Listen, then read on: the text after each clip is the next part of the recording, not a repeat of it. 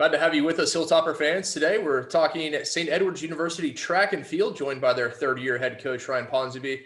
Coach, appreciate your time. How are you doing? Thank you. I appreciate yours as well. We're doing as good as we can. Well, Coach, but before we get to a season preview for 2021, let's backtrack a little bit. Obviously, last year, very different for numerous reasons. You only had one indoor and one outdoor meet. When you look back at the 2020 season, what stands out to you? Oh man, you know, it was really the fitness that wasn't realized. We had some really good early season performances across the board. So it was, all of that hard work that wasn't really the fruits of our team's labor wasn't realized, and just the sense of hey, let's not take these moments for granted in the future.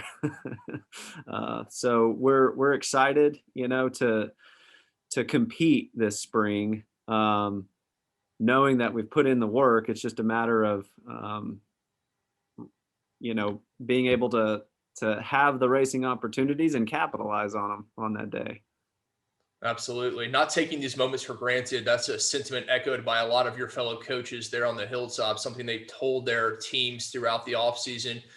When you look at your offseason for your athletes, what stands out to you? Obviously difficult and trying to follow COVID protocol. Is there something that you're most proud of in this offseason? Well, I think, for us, we got to compete in the fall in cross country, in at our conference championship. And it was really, on the women's side, it was our first of two meets. They qualified for the D2 National Invitational. Um, Finished third at the conference championship in cross country. And it was our only meet of the year at that time, which was a heck of a performance.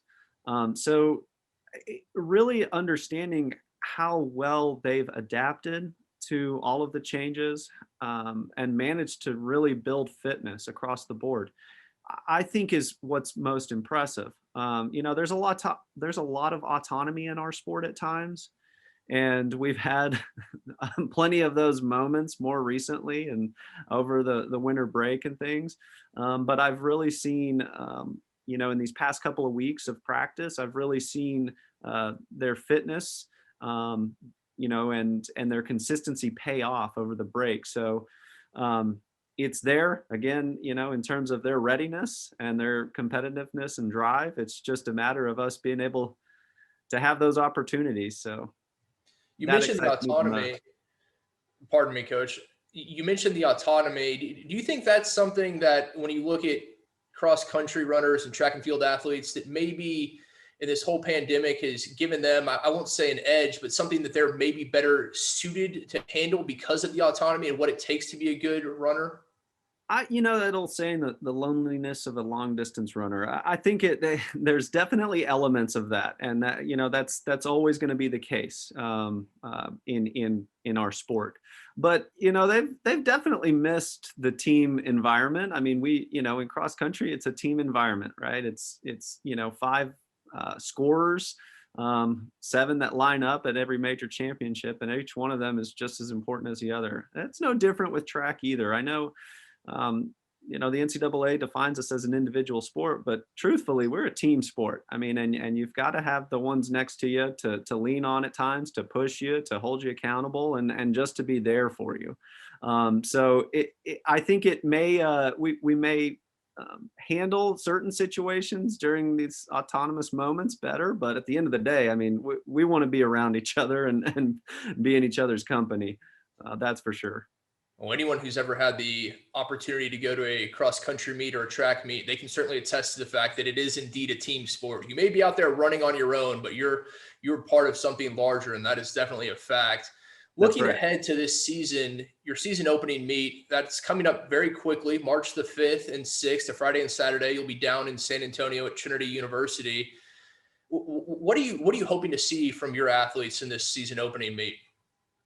Well, I think for us, our goal is the conference championship, and being ready to go at the conference championship to qualify as many as we can, to that meet. So Trinity will be step one. I'd really, it's been so long since we've raced on the track. It'll have been almost a year exactly.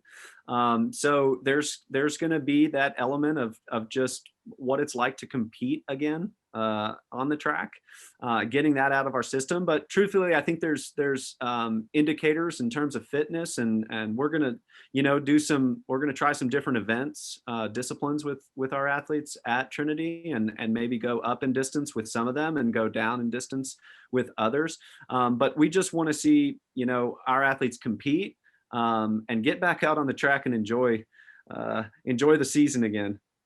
Absolutely. And you mentioned that the conference championship, that'll be May the 6th through May the 8th, Thursday through Saturday out there at Canyon, hosted by West Texas A&M. So just 2 months. Track and field almost always is a short season, but this year particularly so.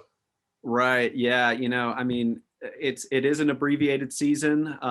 Luckily for us, I think we've set the schedule to where we'll have plenty of race opportunities, given the circumstances here locally, to where it'll set us up for those championships. And in doing so, hopefully we minimize any interruptions from COVID or otherwise.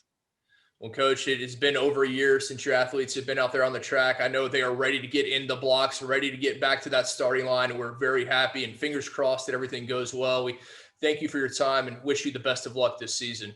Thank you so much. Toppers up.